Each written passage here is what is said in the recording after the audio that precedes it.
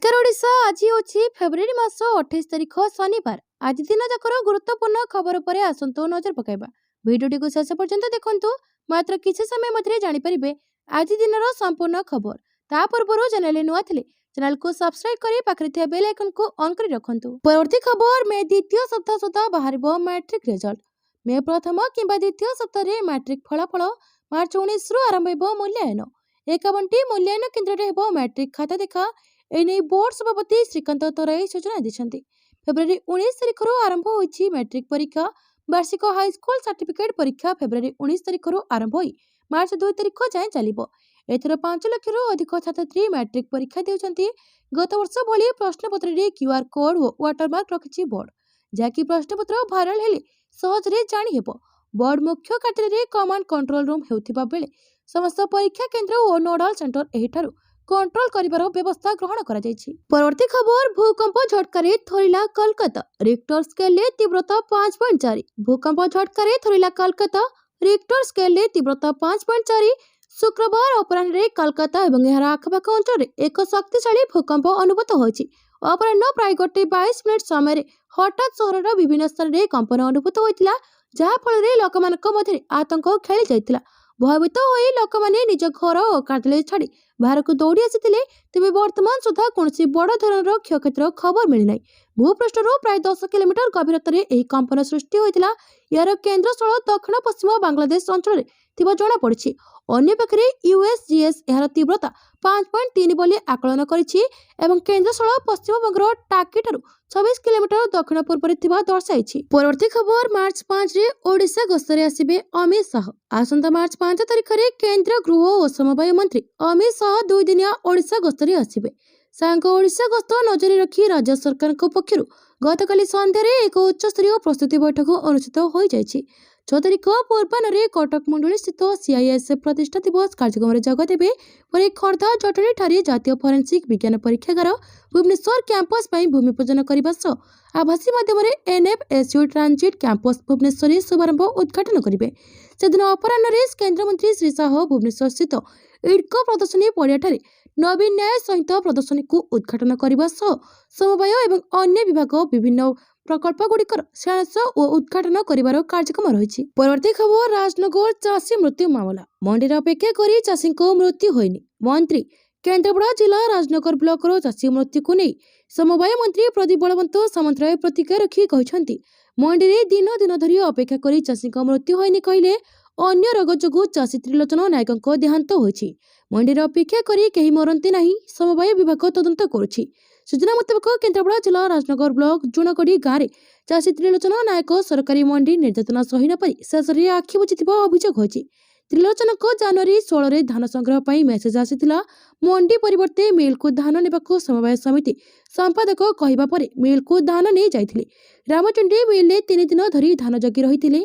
Miller को quintal पिछा 6 KG बाद 3 quintal धान और 3000 टंका अनलोड पाई देवा परे मध्य धान अनलोड हेलानी। त्रिलोचनकर समुदाय 9 क्विंटाल धान काटिबा सह धान देवा पाई 18000 टंका खर्च करने को पड़ता। सेवा समवाय समिति को दीर्घ 40 दिन धरी दौड़ी दौड़ी शेष में प्राण हराइछंती। याकू ने बीजेडी प्रेसमिट करी कहितला जे चाषीर मृत्यु पाई बीजेपी सरकार दायी। परवर्ती खबर एप्रिल 27 रु सीपीटी प्रवेशिका परीक्षा। शिक्षा वर्ष 2026-27 निमंते स्नातकोत्तर पाठ्यक्रम नामलेखा प्रक्रिया को शीघ्र आरंभ करने उच्च शिक्षा विभाग तरफ निष्पत्ति ग्रहण कराଯାଇଛି। छात्रछात्री मानकर भविष्य और बृहत्तर स्वार्थ को दृष्टि रखी शिक्षा वर्ष 2026-27 नामलेखा प्रक्रिया को शीघ्र आरंभ करने निष्पत्ति नियाଯାଇଛି। स्नातकोत्तर पाठ्यक्रम नाम लेखाइबा को आग्रही थिबा छात्रछात्री मानकु common PG entrance test CPT परीक्षा रे अंशग्रहण करने को पड़िबो। सीपीटी प्रवेशिका परीक्षा पाई छात्रछात्री माने फेब्रुआरी मास 27 तारिख रु मार्च मास 15 तारिख पर्यंत साम्स पोर्टल को जाई कॉमन एप्लिकेशन फॉर्म पूर्ण करि परिबे। एप्रिल मास 27 तारिख रु मे मास 10 तारिख पर्यंत विभिन्न स्नातकोत्तर विषय पाई सीपीटी प्रवेशिका परीक्षा अनुष्ठित हेबो। सीपीटी प्रवेशिका परीक्षा रे रखितबा मार्क आधार रे ही छात्रछात्री मानकु स्नातकोत्तर पाठ्यक्रम पाई चयन कराजिबो। एथि सह जुलाई 10 2026 तारिख सुधा समस्त विश्वविद्यालय और महाविद्यालय मानकरे स्नातकोत्तर पाठ्यक्रम को आरंभ करबा पाई लक्ष्य रखा जायछि। परवर्ती खबर एणिकी मन इच्छा लगाई परिबेनी होर्डिंग। बीएमसी अंचल रे नेबाको पड़िबो अनुमति। एणिकी मन इच्छा लगाई परिबेनी होर्डिंग। महानगर निगम अंचल भितर जे जेउठी भी होर्डिंग लगाइले बीएमसी ठारू नेबाको पड़िबो अनुमति। होर्डिंग लगाइबा आगरू स्ट्रक्चराल सर्टिफिकेट एवं थर्ड पार्टी इंश्योरेंस बाध्यतामूलक थिला। घरे अनुष्ठान किंबा कौनसी व्यक्ति निज घर उपरे लगाई परिबेनी होर्डिंग। एने कड़ा चेतावनी देछि बीएमसी। एजेंसी ठारू पैसा नहीं मन इच्छा घर उपरे होर्डिंग लगा जाउछि, तुरंत से सब हटाइबाकू अभियान आरंभ होइछि। बेआईन भाबे होर्डिंग लगा जाउथिले तुरंत जणाइबाकू जनसाधारण मानकू अनुरोध करिसंती मेयर। थर्ड पार्टी इंश्योरेंस नहीं बीएमसी रे एक बैठक बसी आलोचना होइछि। कौनसी अघटन समय इंश्योरेंस बाबद पैसा संपृक्त व्यक्ति पाखक जीव। एथिसह प्रति होर्डिंग रे एजेंसी दस्तखत बाध्यतामूलक करा जाइछि। वर्तमान 3टी एजेंसी को सरकारी दर अनुसार होर्डिंग लगाइबाकू अनुमति दिया जाइछि। बाकी एजेंसी पई आसंता 6 तारिख पर टेंडर खोला हेबो। कौनसी अमूल्य जीवन जेपरी नष्ट न होए ताको गुरुत्व देउछु। परवर्ती खबर माओवादी को पुलिस डीजी को कड़ा चेतावनी। हिंसा छाड़ी आत्मसमर्पण कर नचेत परिणाम भोगिबो। माओवादी को पुलिस डीजी वाईपी खुरानिया कड़ा चेतावनी दैछंती। डीजीपी कहछंती हिंसा छाड़ी आत्मसमर्पण कर नचेत परिणाम भोगिबो। एसओजी जवान को ऑपरेशन रो भयंकर परिणाम भोगिबो बोली माओवादी को कड़ा चेतावनी दैछंती डीजीपी। एबे कंधमाल दारिंगबाड़ी रे जोरदार ऑपरेशन चलिछि। मानत शुक्र लुचिथिबा संदेह रे जोरदार ऑपरेशन चलिछि। डेडलाइन पूर्वरु ओडिशा माओवादी मुक्त हेबो बोली डीजीपी आशावादी अछंती। एक सांबादिक सम्मेलन रे डीजीपी प्रकाश करछंती जे गत 2 वर्ष मध्य आंदोलन सहित जड़ित 591 जन व्यक्ति मुख्यधारा रे शामिल होइछंती। से उल्लेख करछंती जे तेलंगाना मूलतः केवल 11 जन सक्रिय सदस्य अछंती। सेमानक मध्यरु किछि पूर्वरु आत्मसमर्पण पई कर्तृपक्षों सहित आलोचना करुछंती। मुख्यमंत्री रेवंत रेड्डी द्वारा शांति पाई करा आह्वान को डीजीपी एही आधार पाई सेओ दैछंती। परवर्ती खबर एक्शन मोड रे सर्वोच्च कमांडर प्रचंड रे उड़ान भरिले राष्ट्रपति। आकाशरो देले आत्मनिर्भरतार वार्ता।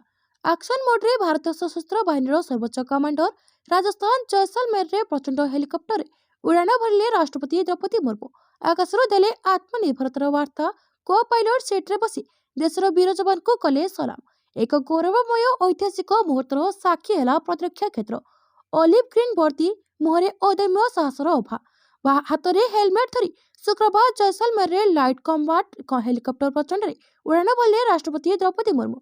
उड़ान भरिबा पूर्व कॉकपिट रो राष्ट्र उद्देश्य वार्ता देले महामहिम। राष्ट्रपति कहते जे प्रचंड हेलिकॉप्टर आत्मनिर्भरतार एक सशक्त प्रतीक।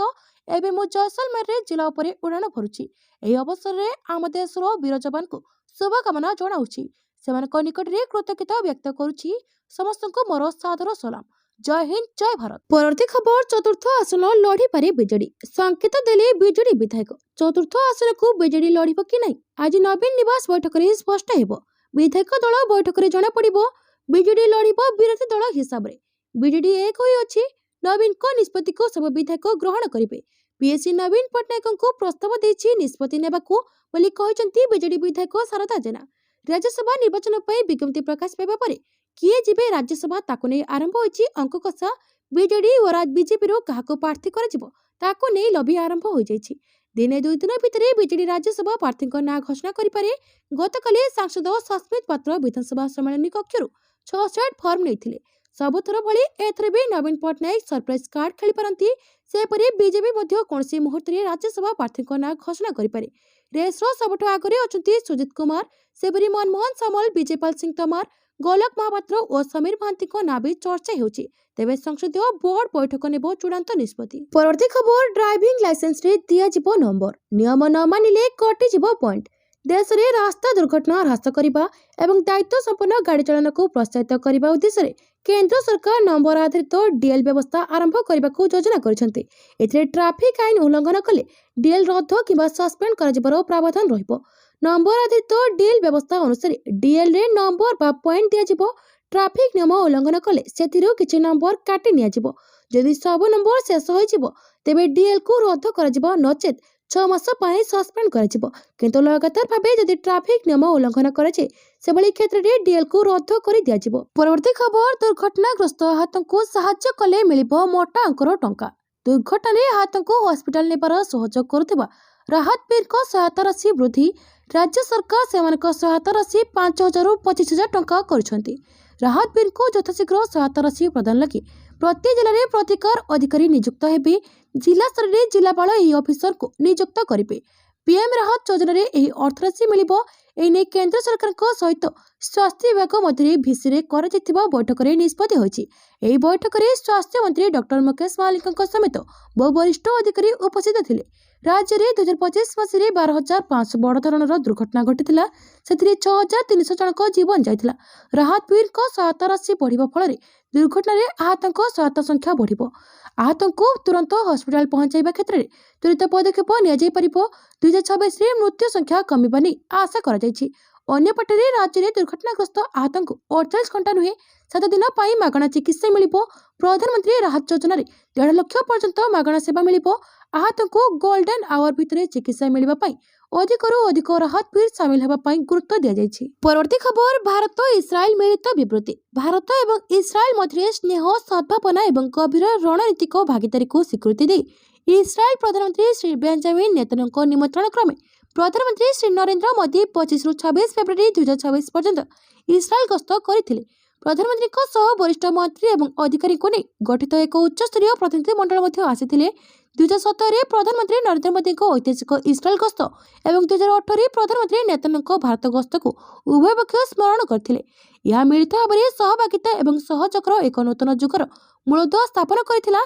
नेता माने उद्यमान प्रजुक्ति विद्या साइबर कृषि जल परिचालन स्वास्थ्य उद्योग प्रतिरक्षा सुरक्षा एवं अन्य क्षेत्र समेत भारत इस्राएल द्विपाक्षिक संपर्क में होइतिबा विपुल प्रगति उल्लेख करथिले। प्रधानमंत्री नेतन्याहू एवं प्रधानमंत्री मोदी आपस सहमति भितर रणनीतिक भागीदारी को एक नूतन स्तर को उन्नीत करने को निष्पत्ति नेइथिले। शांति नवसृजन एवं समृद्धि पर एक स्वतंत्र रणनीतिक सहभागिता। परवर्ती खबर बिना सिम्रे चलिबनी व्हाट्सएप। बिना सिम्रे चलिबनी व्हाट्सएप कंप्यूटर 6 घंटे थरे हो लगआउट। आसंता मार्च 1 लागू हेबो नुआ नियम। सिम बाइंडिंग नियम कार्यकारी करने कड़ा निष्पत्ति नहीं केंद्र सरकार। फेब्रुआरी 28 पर्यंत रही मोहलत को आग को आ बढ़ा नहीं। नूतन नियम अनुसार मोबाइल फोन रे सिम कार्ड नथिले WhatsApp Telegram Signal Snapchat ShareChat JioChat एवं जोस भली मेसेजिंग ऐप आउ काम करिबो नहीं। जो माने कंप्यूटर रे व्हाट्सएप व्यवहार करछंती सेमानको अकाउंट प्रति 6 घंटे थरे लॉग आउट होइजिबो। साइबर ठकीर मुकाबला करने पाई सरकार एक कठोर नियम आनिछंती। वर्तमान फोन रो सिम बाहर करथिबा परे भी व्हाट्सएप चलुछि। ओटीपी जरिए व्हाट्सएप रे लॉगिन संभव हेउछि। सिम बाइंडिंग नियम लागू हेबा परे से सुविधा आ मिलिबो नहीं। नुआ नियम अधीन कंपनी गुड़ी को नियम पालन संपर्क में 120 दिन रिपोर्ट देवाक पड़ो। नियम उल्लंघन कले टेली जोगाजोग आईन 2023 टेलीकॉम साइबर सुरक्षा नियम एवं अन्य आईन अनुसार कार्यानुष्ठान ग्रहण करा जिवो। परवर्ती खबर सत्यर जय। मद दुर्नीति मामलार केजरीवाल निर्दोष खलास। दिल्लीर बहुचर्चित तथा कथित मद दुर्नीति मामलें आम आदमी पार्टी पाई एक बड़ विजय होइछि। दिल्लीर राउज एवेन्यू कोर्ट एही मामलें गुरुत्वपूर्ण राय शुणाई अरविंद केजरीवाल मनीष सिसोदिया एवं अन्य 21 जन अभियुक्तों विरुद्ध चलिथिबा सीबीआई मामला को बंद कर दैछंती। कोर्ट को कहबा अनुसार अभियुक्तों विरुद्ध में कौन दृढ़ प्रमाण नहीं एवं सीबीआई द्वारा दाखल कर चार्जसीट रे अनेक दुर्बलता रही। विशेष विचारपति जितेंद्र सिंह ए मामलार शुणाणी करी कहते जे अबकारी नीति प्रणयन में कौन व्यापक षड्यंत्र किंबा अपराधिक उद्देश्य प्रमाण मिले नहीं। सीबीआई जो अभियोग आनी ताहाकु प्रमाणित करने आवश्यक दस्तावेज किंबा साक्ष्य प्रदान करिबारे विफल होइछि। कोर्ट स्पष्ट करछंती जे केवल अनुमान भितरे काहाकु दोषी साब्यस्त करा जाय परिबो नहीं। हजार हजार पृष्ठार दस्तावेज अनुधान करिबा परे अदालत एही सिद्धांत रे पहुंचीछंती जे एही मामला आगको बढ़िबा पाई कोनसी यथार्थ आधार नहीं। परवर्ती खबर पाकिस्तान अफगानिस्तान युद्ध आरंभ। पुणी आरंभ है पाकिस्तान अफगानिस्तान युद्ध। पाकिस्तान एयर स्ट्राइक जवाब दे अफगानिस्तान पाकिस्तान सीमा पोस्ट गुड़िक आक्रमण करिछि। एने तालिबान सरकार सूचना देछंती। इस्लामिक एमिरेट ऑफ अफगानिस्तान मुखपात्र जबीहुल्लाह मुजाहिद अनुसार विवाद डुरांट रेखारे बड़ धरणर आक्रमणात्मक अभियान आरंभ होइछि। यह पाकिस्तान सेनार उत्तेजनामूलक पदक्षेप जोगु एही आक्रमण करा जाइछि बोली जबीहुल्लाह कहिसंती। जबीहुल्लाह मुजाहिद एक्स रे एक पोस्ट करी लिखिसंती पाकिस्तानी सामरिक गोष्ठी द्वारा बारंबार उत्तेजना एवं उल्लंघन जवाब रे डुरांट रेखारे पाकिस्तानी सामरिक स्थान एवं प्रतिष्ठान विरोध में बड़ धरणर आक्रमणात्मक अभियान आरंभ करा जाइछि। अफगानिस्तान एही आक्रमण पर पाकिस्तान भी चुप बसिब नहीं। पुणी थे दुई पड़ोशी मध्य एक सांघातिक आक्रमण हो पारे। परवर्ती खबर रिंकू सिंह पिता देहांत। भारतीय बैटर रिंकू सिंह पिता खानचंद सिंह देहांत होइछि। एने पूर्वतन spinner Harbhajan Singh X ray एक पोस्ट कर सूचना देवा ରିଙ୍କୁଙ୍କ ପରିବାର ପ୍ରତି ସମବେଦନା ଜ୍ଞାପନ କରିଛନ୍ତି। ଭାରତୀୟ ଦଳରେ ନିଜ ଦାୟିତ୍ୱ ପ୍ରତି ରିଙ୍କୁ ନିଷ୍ଠାବାନ ରହିଆସିଛନ୍ତି, କିନ୍ତୁ ଏହା ତାଙ୍କ ପାଇଁ ଏକ କଠିନ ସମୟ ବୋଲି ହରଭଜନ ଲେଖିଛନ୍ତି। ଖାନଚାନ୍ଦ କର୍କଟ ରୋଗରେ ପୀଡ଼ିତ ହୋଇ ନୋଏଡାର ଯଥାର୍ଥ ହସ୍ପିଟାଲରେ ଚିକିତ୍ସିତ ହେଉଥିଲେ। 2 ଦିନ ତଳେ ତାଙ୍କ ଅବସ୍ଥା ଗୁରୁତର ହେବାକୁ ଚେନ୍ନାଇରେ ଭାରତୀୟ ଦଳ ସହ ଥିବା ରିଙ୍କୁ ଘରକୁ ଫେରିଥିଲେ। ତେବେ ନିଜ ପିତାଙ୍କୁ ଦେଖା କରିବା ପରେ ସେ ପୁଣି ଦଳ ନିକଟକୁ ଫେରି ଆସିଥିଲେ। ତେବେ ଶୁକ୍ରବାର ପିତାଙ୍କ ଦେହାନ୍ତ ଖବର ପାଇ ରିଙ୍କୁ ପୁଣି ଥରେ ଉତ୍ତରପ୍ରଦେଶର ଆଲିଗଡ଼ରେ ଥିବା ନିଜ ଘରକୁ ଫେରି ଯାଇଛନ୍ତି। ପିତାଙ୍କ ଅନ୍ତିମ ସତ୍କାର ପରେ ସେ ପୁଣି ଥରେ ଭାରତୀୟ ଦଳ ନିକଟକୁ ଫେରିବାର ସମ୍ଭାବନା ରହିଛି। ପରବର୍ତ୍ତୀ ଖବର, ବିଏଡ୍ କରିଥିବା ବାଣିଜ୍ୟ ସ୍ନାତକଙ୍କୁ ଶିକ୍ଷକ ନିଯୁକ୍ତି ନାହିଁ, ଖାଲି ପଡୁଛି ଅଧା ସିଟ୍। 2021 ମସିହାରେ କଳା ଟ୍ରେଣ୍ଡ ଗ୍ରାଜୁଏଟ୍ ଟିଚର ପଦବୀ ପାଇଁ ନିଯୁକ୍ତି ବିଜ୍ଞପ୍ତି ପ୍ରକାଶ ପାଇଲା। ବିଜ୍ଞପ୍ତି ସମୟରେ କୁହାଗଲା, ବାଣିଜ୍ୟ ସ୍ନାତକ ସହ ବିଏଡ୍ ଯୋଗ୍ୟତା ଥିବା ଛାତ୍ରଛାତ୍ରୀମାନେ ମଧ୍ୟ ଏହି ପଦବୀ ପାଇଁ ଆବେଦନ କରିପାରିବେ। ଏଥିସହ କୁହାଯାଇଥିଲା, ସ୍କୁଲରେ ଅର୍ଥନୀତି ଓ ଇଂରାଜୀ ବିଷୟ ଥିଲେ ମଧ୍ୟ ଅନୁମତି ମିଳିବ।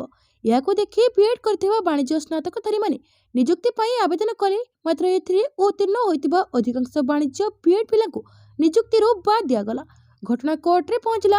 ମାମଲା ଏବେ ହାଇକୋର୍ଟରୁ ଯାଇ ସୁପ୍ରିମକୋର୍ଟରେ ପହଞ୍ଚିଲାଣି। ହେଲେ ସରକାରଙ୍କ ପାଇଁ ଏହାର ସମାଧାନ ହେଉନି। ନିଯୁକ୍ତି ଆଶାୟୀମାନେ ଚାହିଁ ବସିଛନ୍ତି। ବୟସ ଗଡୁଛି, ମାନସିକ ଚାପରେ ଭାଙ୍ଗି ପଡୁଛନ୍ତି। ଏପରି କହି କ୍ଷୋଭ ପ୍ରକାଶ କରିଛନ୍ତି ବାଣିଜ୍ୟ ସ୍ନାତକ ସହ ବିଏଡ୍ କରିଥିବା ନିଯୁକ୍ତି ଆଶାୟୀ। ପରବର୍ତ୍ତୀ ଖବର, ଲାଞ୍ଚ ନେଇ ଧରାପଡ଼ିଲେ ଆର୍ଆଇ। କେନ୍ଦ୍ରାପଡ଼ା ଜିଲ୍ଲା ରାଜନଗର ତହସିଲ ଅନ୍ତର୍ଗତ କରଣାଗଡ଼ ସର୍କଲ ରାଜସ୍ୱ ନିରୀକ୍ଷକ ପ୍ରଦ୍ୟୁମ୍ନ କୁମାର ବେହେରା ଭିଜିଲାନ୍ସ ପଞ୍ଜାରେ ପଡ଼ିଛନ୍ତି। ଏକ ପଟାକୁ ସଂଶୋଧନ କରାଇଦେବା ପାଇଁ ଶୁକ୍ରବାର 10,000 ଟଙ୍କା ଲାଞ୍ଚ ନେବା ବେଳେ ଧରିଲା କଟକ ଭିଜିଲାନ୍ସ ଟିମ୍।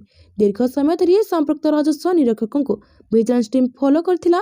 ଅଭିଯୋଗକାରୀ ଟଙ୍କା ଦେବା ପରେ ନିରୀକ୍ଷକ ଟଙ୍କା ନେଇ ତହସିଲ ଅଫିସକୁ ଯିବା ବେଳେ ଆଗକୁ ଭିଜିଲାନ୍ସ ଟିମ୍ ଧରି ପକାଇ ଅଧିକ ପଚରାଉଚରା ପାଇଁ କେନ୍ଦ୍ରାପଡ଼ା ଭିଜିଲାନ୍ସ ଅଫିସକୁ ନେଇଛି। ପରବର୍ତ୍ତୀ ଖବର, ପାରାଦୀପ ବନ୍ଦରରେ ସବୁଜ ହାଇଡ୍ରୋଜେନ ଜେଟି ପାଇଁ 797 କୋଟି ଟଙ୍କା ମଞ୍ଜୁର କଲେ କେନ୍ଦ୍ର ସରକାର। କେନ୍ଦ୍ର ବନ୍ଦର, ଜାହାଜ ଚଳାଚଳ ଏବଂ ଜଳପଥ ମନ୍ତ୍ରାଳୟ ପାରାଦୀପ ବନ୍ଦରରେ ସବୁଜ ହାଇଡ୍ରୋଜେନ, ଆମୋନିଆ ଏବଂ ଅନ୍ୟାନ୍ୟ ତରଳ କାର୍ଗୋ ପରିବହନ ପାଇଁ ଆବଶ୍ୟକ ସୁବିଧା ସହିତ ଏକ ସ୍ୱତନ୍ତ୍ର ଜେଟି ବିକଶିତ କରିବ। ଏଥିପାଇଁ 797 କୋଟି 17 ଲକ୍ଷ ଟଙ୍କା ମଞ୍ଜୁର କରାଯାଇଛି। ଏହି ପ୍ରକଳ୍ପ ପାରାଦୀପ ବନ୍ଦର କର୍ତ୍ତୃପକ୍ଷ ଦ୍ୱାରା ବିଲ୍ଡ ଅପରେସନ ଟ୍ରାନ୍ସଫର ଆଧାରରେ କାର୍ଯ୍ୟକାରୀ କରାଯିବ। ପ୍ରସ୍ତାବିତ ପ୍ରକଳ୍ପରେ ବାର୍ଷିକ 4 ନିୟୁତ ଟନ୍ ମାଲ ପରିଚାଳନା କ୍ଷମତା ରହିବ। ପାରାଦୀପ ବନ୍ଦରକୁ ଏକ ସବୁଜ ଶକ୍ତି କାର୍ଗୋ କେନ୍ଦ୍ର ଭାବରେ ବିକଶିତ କରିବା ଲାଗି ଏହି ପ୍ରକଳ୍ପକୁ ଡିଜାଇନ କରାଯାଇଛି। ପ୍ରସ୍ତାବିତ ଭିତ୍ତିଭୂମିରେ ଏକ ସ୍ୱତନ୍ତ୍ର ଜେଟି, ସଂରକ୍ଷଣ ପ୍ରଣାଳୀ, ପାଇପଲାଇନ, ପରିଚାଳନା ଉପକରଣ ଏବଂ ଅନ୍ୟାନ୍ୟ ଆବଶ୍ୟକ ସୁବିଧା ଅନ୍ତର୍ଭୁକ୍ତ ହେବ। କେନ୍ଦ୍ର ବନ୍ଦର, ଜାହାଜ ଚଳାଚଳ ଏବଂ ଜଳପଥ ମନ୍ତ୍ରୀ ସର୍ବାନନ୍ଦ ସୋନୋୱାଲ କହିଛନ୍ତି, ଏହି ମଞ୍ଜୁରୀ ପ୍ରଧାନମନ୍ତ୍ରୀ ନରେନ୍ଦ୍ର ମୋଦିଙ୍କ ନେତୃତ୍ୱରେ ଭବିଷ୍ୟତ ପାଇଁ ପ୍ରସ୍ତୁତ ସବୁଜ ଭିତ୍ତିଭୂମି ନିର୍ମାଣ ପାଇଁ କେନ୍ଦ୍ର ସରକାରଙ୍କ ପ୍ରତିବଦ୍ଧତାକୁ ପ୍ରତିଫଳିତ କରେ। ପରବର୍ତ୍ତୀ ଖବର, 60% ପାର ହେବ କେନ୍ଦ୍ର କର୍ମଚାରୀଙ୍କ ଡିଏ। ଆସନ୍ତା ମାସରେ ହୋଇପାରେ ବଡ଼ ଘୋଷଣା, ମିଳିବ ଏତିକି ମାସର ଏରିୟର। କେନ୍ଦ୍ର ସରକାରୀ କର୍ମଚାରୀ ଏବଂ ପେନସନଭୋଗୀଙ୍କ ପାଇଁ ମହଙ୍ଗା ଭତ୍ତା ସମ୍ପର୍କରେ କିଛି ଗୁରୁତ୍ୱପୂର୍ଣ୍ଣ ଆଶ୍ୱସ୍ତି ମିଳିଛି। ଡିସେମ୍ବର 2025 ପାଇଁ ସିପିଆଇ ଆଇଡବ୍ଲ୍ୟୁ ତଥ୍ୟ ପ୍ରକାଶ ପାଇବା ପରେ ଏହା ପ୍ରାୟ ନିଶ୍ଚିତ ଯେ ଡିଏ 60% ଉପରେ ବୃଦ୍ଧି ପାଇବ। ଯଦିଓ ସରକାର ମାର୍ଚ୍ଚ 2026ରେ ଏକ ଆନୁଷ୍ଠାନିକ ଘୋଷଣା କରିପାରନ୍ତି, ବର୍ଦ୍ଧିତ ଡିଏ ଜାନୁଆରୀ 1, 2026ରୁ କାର୍ଯ୍ୟକାରୀ ହେବ।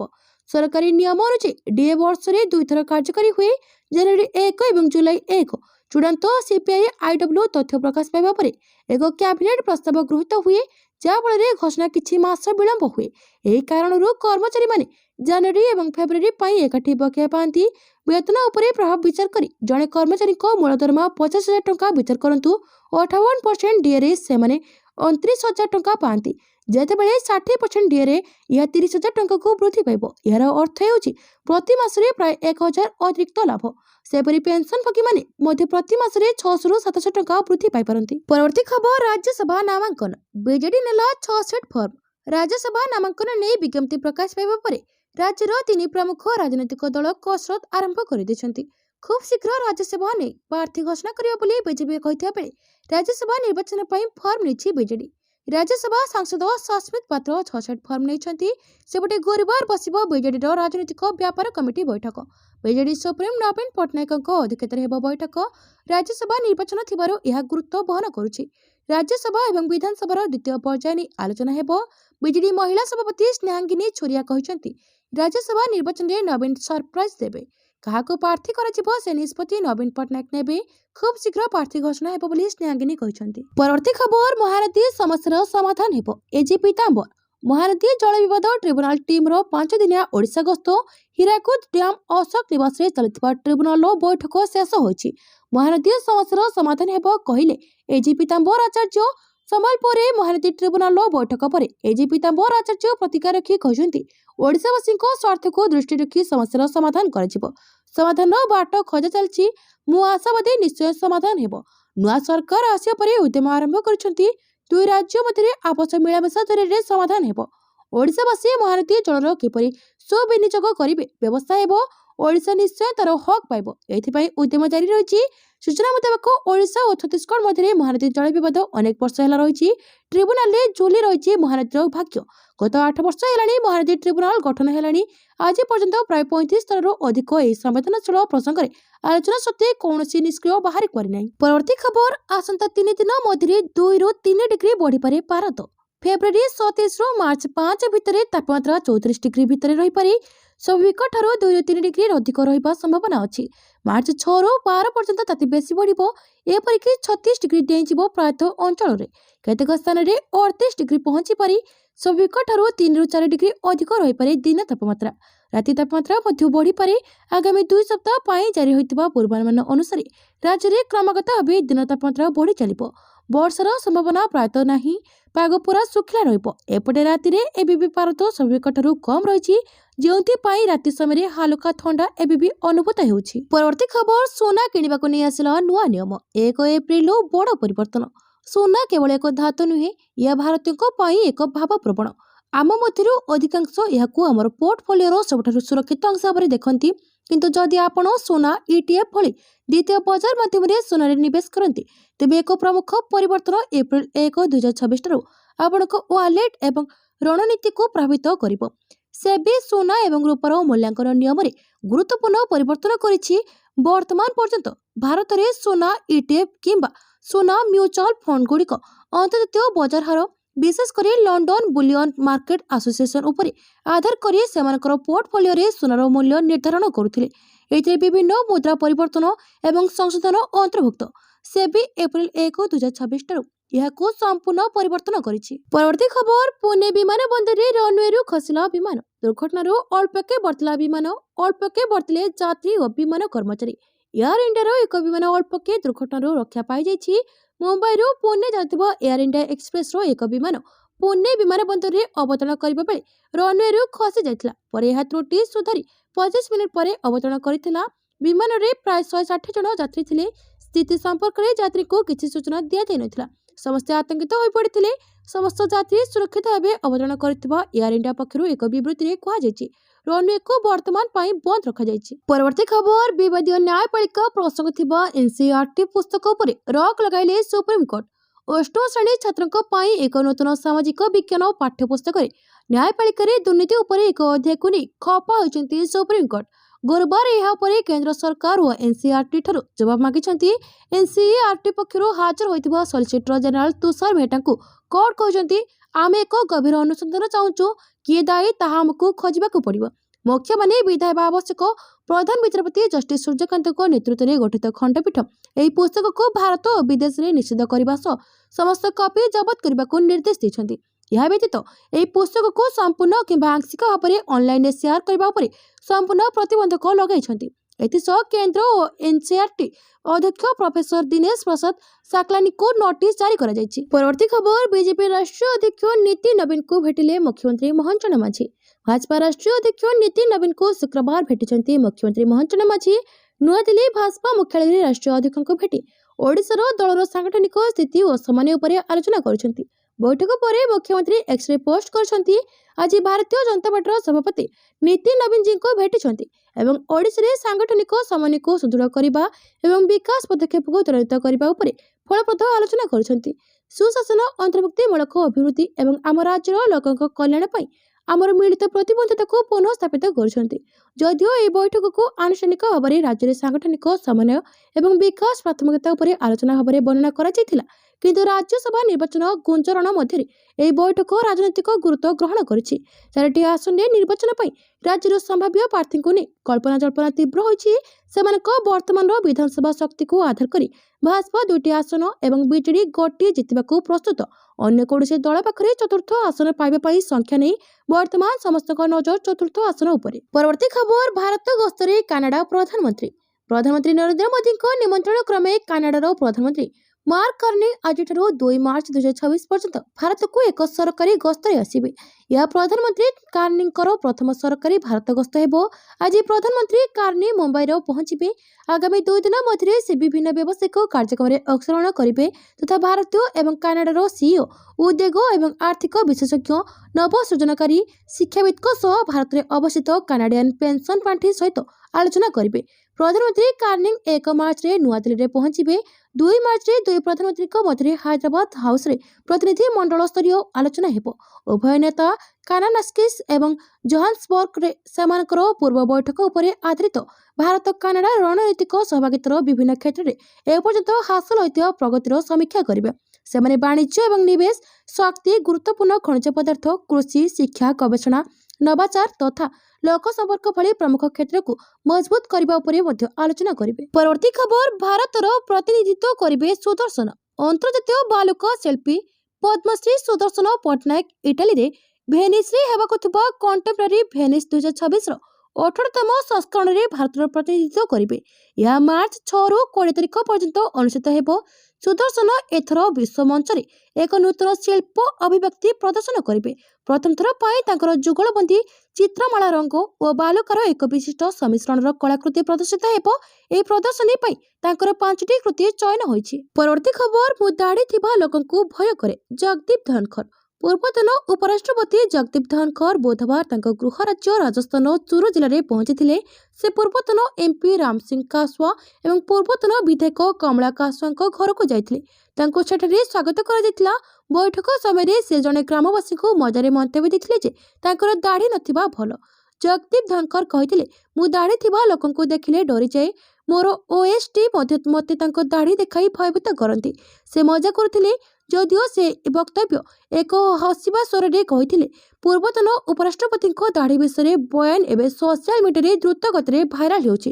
ଲୋକମାନେ ଏହାକୁ ବିଭିନ୍ନ ପ୍ରକାରେ ମନ୍ତବ୍ୟ ଦେଉଛନ୍ତି। ଧନଖରଙ୍କ ଦାଢ଼ି ବିଷୟରେ ବୟାନକୁ ରାଜନୈତିକ ମହଲରେ ମଧ୍ୟ ବ୍ୟାପକ ଆଲୋଚନା ହେଉଛି। କେତେକ ଏହାକୁ ଏକ ସାଧାରଣ କଥା କହୁଛନ୍ତି, ଯେତେବେଳେ ଅନ୍ୟମାନେ କହୁଛନ୍ତି ଯେ ସେ ଏହାକୁ ଏକ ନିର୍ଦ୍ଦିଷ୍ଟ ଗୋଷ୍ଠୀର ଲୋକଙ୍କୁ ଟାର୍ଗେଟ କରିବା ପାଇଁ ବ୍ୟବହାର କରିଛନ୍ତି। ପରବର୍ତ୍ତୀ ଖବର, ଆଫଗାନିସ୍ତାନକୁ ଖ୍ୱାଜା ଆସିଫଙ୍କ ଖୋଲା ଧମକ, ଭାଙ୍ଗିଗଲା ଧୈର୍ଯ୍ୟର ବନ୍ଧବାଡ଼, ଏବେ ଖୋଲମଖୋଲା ଆକ୍ରମଣ। ପାକିସ୍ତାନ ଆଫଗାନିସ୍ତାନ ଯୁଦ୍ଧ ଘନାଘୋଟ। ଆଫଗାନିସ୍ତାନକୁ ପାକ୍ ପ୍ରତିରକ୍ଷା ମନ୍ତ୍ରୀ ଖ୍ୱାଜା ଆସିଫଙ୍କ ଖୋଲା ଧମକ। ସୋସିଆଲ ମିଡିଆରେ ଦେଲେ ଚେତାବନୀ, କହିଲେ ଆମ ଧୈର୍ଯ୍ୟର ବନ୍ଧବାଡ଼ ଭାଙ୍ଗିଛି।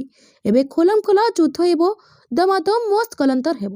ପାକିସ୍ତାନୀ ସେନା ଦରିଆ ବାରିରୁ ଆସିନାହାନ୍ତି। ଆମେ ତୁମର ପଡ଼ୋଶୀ, ତୁମର ପ୍ରତି ଛୋଟ ବଡ଼ କଥା ଆମକୁ ଜଣା। ଖ୍ୱାଜା ଆସିଫ ତାଙ୍କ ପୋଷ୍ଟରେ ଲେଖିଛନ୍ତି ଯେ ନାଟୋ ସେନା ପ୍ରତ୍ୟାହାର ପରେ ଆଫଗାନିସ୍ତାନରେ ଶାନ୍ତି ଫେରିବ ଏବଂ ତାଲିବାନ ଆଫଗାନ ଲୋକଙ୍କ ସ୍ୱାର୍ଥ ଏବଂ ଅଞ୍ଚଳରେ ଶାନ୍ତି ଉପରେ ଧ୍ୟାନ ଦେବ ବୋଲି ଆଶା ଥିଲା।